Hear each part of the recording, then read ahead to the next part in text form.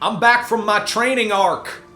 I am back from my time upon the mountain with the ancient masters, where I have learned the art of focusing my ki. Of focusing my ki so hard I can break a pallet of bricks with my forehead. I'm back. They gave me a belt. They gave me a belt. It's not a black belt. It's not a green belt. It's not a yellow belt. They don't even have colors for the belt that I got. It's one of those colors that only mantis shrimp can see. I did my time. I put in the work. I killed my old master in the dojo. In the dojo upon the mountain. Woo-wee! Look at that. You know what I learned? You know what I learned upon the mountain during my time upon that mountain?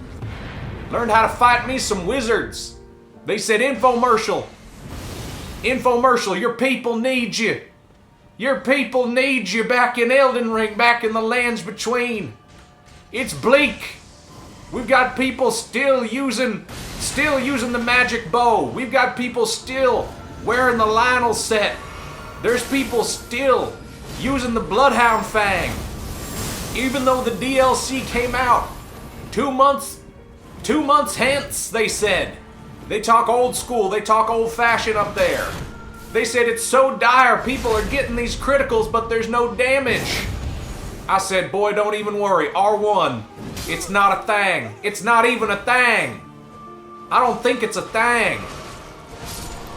Things are dire, so I have returned when my people need me the most. I came down from the mountain, from the Dark Souls 3 mountain. I came down from the land of good PvP to come back to the bad place with the trash PvP. With the trash players and the trash invaders. I'm one of them. You think I'm not a trash invader? Watch me just hit the same button over and over again. They didn't teach me nothing up on that mountain. Boy, I just got worse. Boy, I just got worse. Give me a big old sword. You know what this sword is? You know what it is. You already know what this sword is. This right here is the wizard killer. This right here is the magic emulsifier. This right here is the sorcerer slayer. This right here, boy, let me tell you, this right here, this is the ancient meteoric ore greatsword. You get it from one of the little, you get it from one of the little places, the new caverns, the forges, the ancient forges. It's a strength weapon, but it's got an arcane requirement too. Why? Fuck you, that's why. That's why it does arcane damage. Got a thing called White Light Charge. Check this out. Hit R2. You can punish heals. You can punish anything in the world. It's got an AoE. It's got hyper armor. Dive right in there. Kill some wizards. Whack-a-mole. We're playing whack-a-mole wizards. I built this build specifically because I was not having fun in Elden Ring invasions any longer. I built this build because I was tired of the L2 loiterers. I was tired of the Ash of War enablers. I was sick and tired of the sorcery spamming, of the magic missiles, of the gank gooners. I can't handle it no more. My heart hurts. It's heavy. My heart is heavy. And so I have returned. Not to change the world, but to enact my punishment upon it with a big old sword. Now we're doing criticals that actually do damage. Spanking them. Spanking them like a naughty child. Spanking them like they were late for school. We're spanking them like they talk back. This is the talk back weapon. This is what your daddy says. He says, go pick a switch. My daddy said, go pick a switch. I went into the backyard and I found the meteoric ore greatsword. I said, I want you to hit me with the biggest switch you can, Daddy. Come on, Daddy, hit me with that biggest switch you can. I can take it. My people need me. My people need me to be just hyper armoring through rivers of blood. They need me to be doing guard counters. Okay. I can't keep that up any longer. But this is a fun build. It's a strength build. We're level 125, I think. We've got, I don't know, 40 strength, just enough arcane to be able to wield this thing. I think you need like 17 arcane or something like that.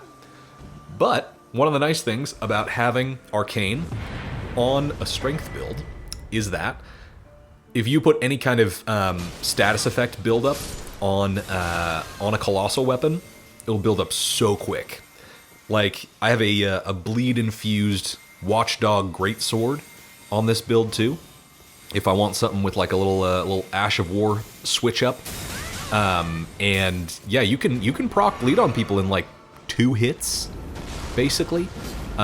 More if you're doing jump attacks, if you're doing R2s, if you're, you're doing little crouch pokes, I think, even build it up quicker than just, like, a regular R1.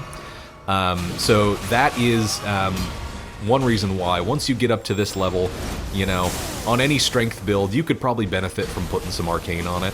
Like, it's not a bad idea. If you already, have all the stats you need to, like, wear your armor and wield your weapon, and you got enough stamina and you got enough health, why not?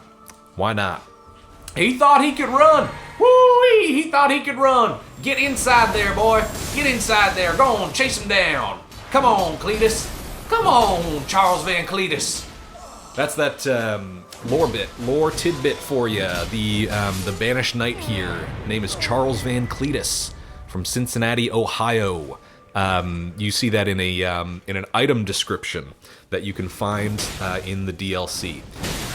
And I just think that's neat, a little bit of Buckeye State representation. Here's a guy using the Claws of Night. Man, these things build up bleed fast. Holy shit. But he also has Scarlet Rot, so, like, I don't know. Sucks to be you, man. Try being healthy. Try being healthy for once in your life.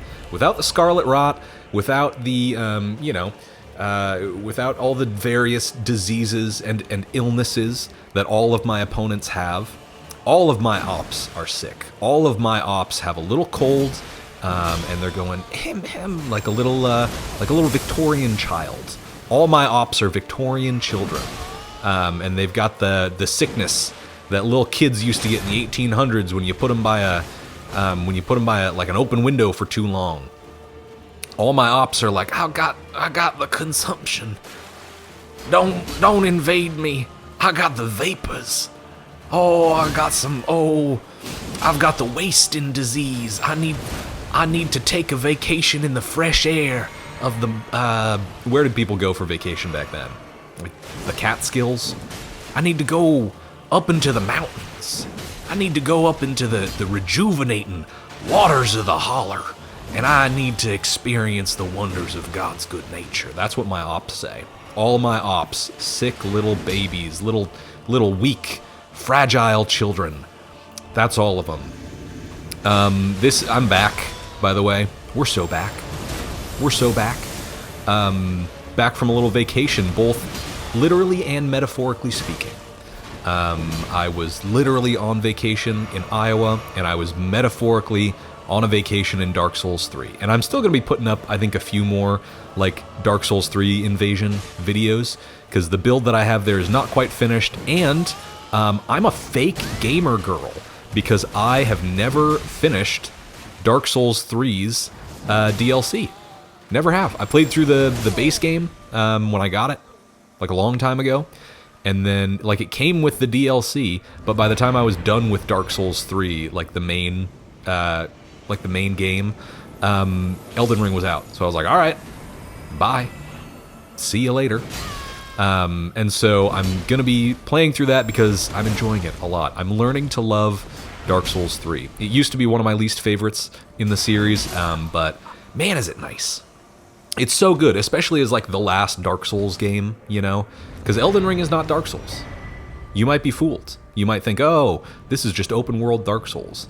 But having played a lot of Dark Souls 3 recently, very, very, very different games, Like, they've got the From Software Souls DNA inside of them, but, there's a lot of differences. And I think that Dark Souls 3, for what it does, is very good. I don't like it as much as Dark Souls 1. That's always going to be kind of like the GOAT to me of the Dark Souls series. But, I appreciate it a little bit more now. I appreciate, like, what it's going for, especially with the PvP. The PvP is like, I've already talked a ton about this.